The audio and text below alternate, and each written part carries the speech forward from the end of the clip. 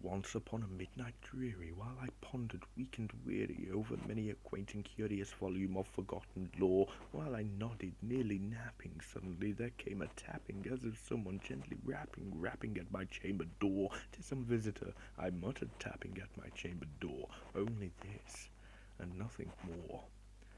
Distinctly I remember, it was in the bleak December, and each separate dying ember wrought its ghost upon the floor.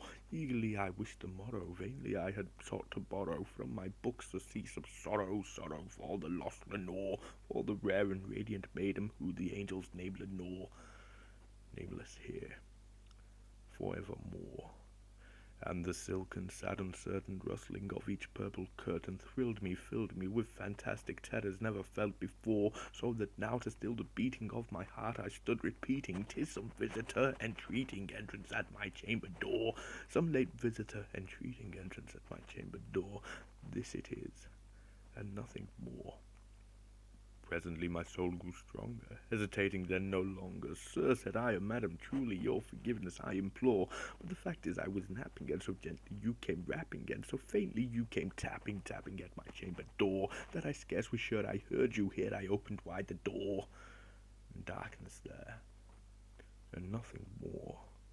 Deep into that darkness peering, long I stood there, wondering, fearing, doubting, dreaming dreams no mortal ever dared to dream before. But the silence was unbroken, and the stillness gave no token, and the only word there spoken was the whispered word "Lenore." This I whispered, and an echo murmured back the word "Lenore." Merely this, and nothing more.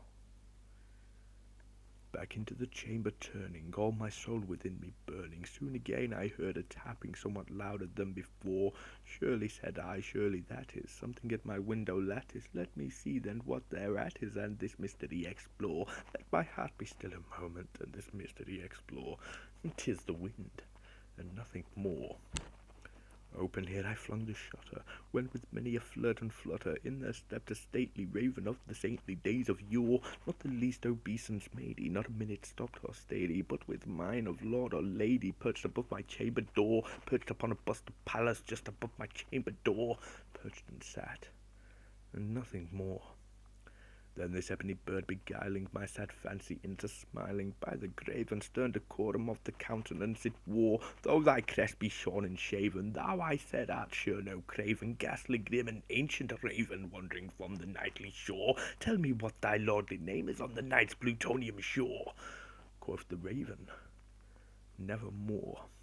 Much I marvelled this ungainly fowl to hear discourse so plainly, though its hands a little meaning, little relevance it bore. For we cannot help agreeing that no living human being ever yet was blessed with seeing bird above his chamber door, bird or beast upon the sculptured bust above his chamber door, with such name as Nevermore. But the raven, sitting lonely on the placid bust, spoke only that one word, as if his soul in that one word he did outpour. Nothing farther than he uttered, not a feather than he fluttered, till I scarcely more than muttered, "Other friends have flown before, on the morrow he will leave me, these my hopes have flown before." Then the bird said, "Nevermore."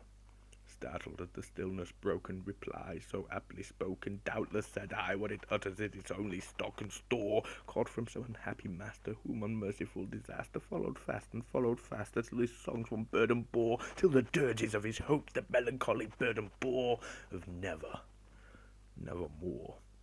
But the raven still beguiling all my fancy into smiling, straight I wheeled a cushioned seat in front of bird and bust and door. Then upon the velvet sinking, I betook myself to linking fancy unto fancy, thinking what this ominous bird of yore, what this grim ungainly ghastly gaunt and ominous bird of yore meant in croaking "Nevermore." This I sat engaged in guessing, but no syllable expressing to the fowl whose fiery eyes now burned into my bosom's core. This I sat divining, with my head at ease reclining on the cushion's velvet lining that the lamplight gloated o'er, but whose velvet violet lining with the lamplight gloating o'er she shall press. Nevermore. Then methought the air grew dense, a perfume from an unseen censer swung by seraphim, whose footfalls tingled on the tufted floor. "Wretch," I cried, "thee God hath lent thee, by these angels he hath sent thee, respite, and nepenthe from thy memories of Lenore. Quoth this kind nepenthe, and forget this lost Lenore." Quoth the raven, "Nevermore. Prophet, said I, thing of evil, prophet still at bird or devil, whether tempter sent or whether tempest tossed thee here ashore, desolate yet all undaunted, on this desert land enchanted, on this home by horror haunted, tell me truly, I implore, is there balm in Gilead? Tell me, I implore. Quoth the raven, nevermore. Prophet, said I, thing of evil, prophet still if bird or devil, by that heaven that bends above us, by that God we both adore, tell this soul with sorrow laden, if within the distant Aidenn it shall clasp a sainted maiden, who the angels name Lenore, clasp a rare and radiant maiden, who the angels name Lenore. Quoth the raven, nevermore. Be that word our sign of parting, bird or fiend, I shrieked upstarting, get thee back into the tempest and the night's plutonium shore, leave no black plume as a token that lie has I have spoken, leave my loneliness unbroken, quit the bust above my door, take thy beak out my heart and thy form from my door. Quoth the raven, nevermore.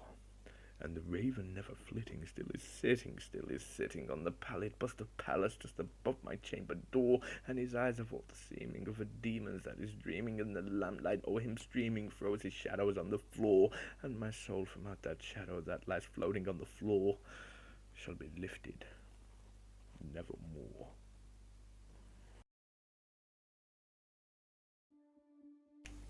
What's going on, guys? McDooby here. Thank you for watching this video. I had a lot of fun doing this. It's something new, and if you want to see more dramatic readings performed by me, let me know in the comments and I would love to do it. But thank you for stopping by. Please subscribe, I would love to have you, and until the next time, goodbye.